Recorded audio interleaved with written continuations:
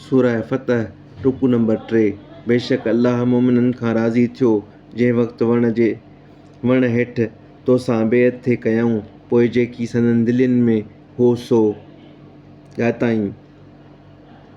पोइ मथसि दिलि जो आराम लाथाईं ऐं खेनि हिक वेझी सोभ इनाम ॾिनाईं ऐं घणियूं गनीमतूं बि जो उन्हनि खे उहे हथ आणींदा।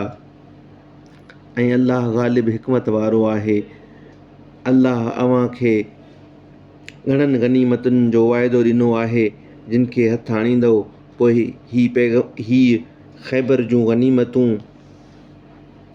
अव्हां खे अता कयाईं ऐं अव्हां खां माण्हुनि जा हथ झले छॾियाईं ऐं हिन लाइ त मोमिननि लाइ का हिक निशानी हुजे ऐं अव्हां खे अल्लाह सिधो रस्तो ॾेखारे ऐं ॿियूं बि जिन ते सगारा न थिया आहियो। बेशक अल्लाह उन्हनि जी ख़बर आहे ऐं अल्लाह सभु कंहिं शइ ते वस वारो आहे। ऐं जेकॾहिं काफ़िर अव्हां सां जंग कनि हा त ज़रूरु पुठियूं फेराइनि हा, वरी न को दोस्त ऐं न को मददगार लहनि हा। इहो ई अल्लाह जो क़ानून आहे जो अॻु हलियो ईंदो आहे ऐं अल्लाह जे क़ानून खे कॾहिं का फेर फार न ॾिसंदे।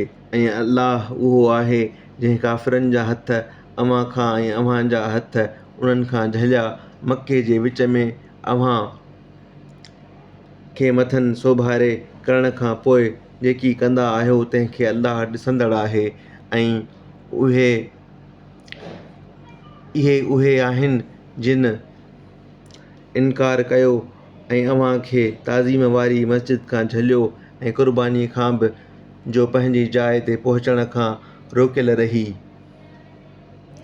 ऐं जेकॾहिं अहिड़ा के मुड़िस मोमिन ऐं के ज़ालूं मोमिनाणियूं मके में न हुजनि हा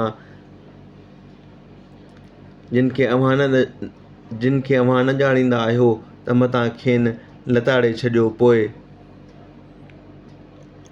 बेख़बरीअ में उन्हनि जो अव्हां खे गुनाह पहुचे त हाणे ई फतह थिए हा त जंहिंखे अल्लाह घुरे पंहिंजी ॿाझ में दाख़िल करे। बेशक जेकॾहिं ॿई टोलियूं धार हुजनि हा त ज़रूरु मके वारनि मां काफ़िरनि खे ॾुखो ईंदड़ अज़ाब करियूं हा।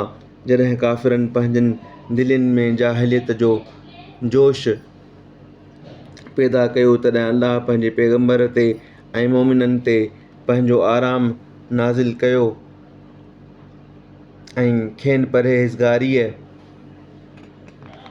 जी ॻाल्हि ते क़ाइमु रखियाईं ऐं इहे उन जा वधीक हक़दार ऐं उन जा जोॻा हुआ। ऐं अल्लाह सभु कंहिं शइ खे ॼाणंदड़ आहे।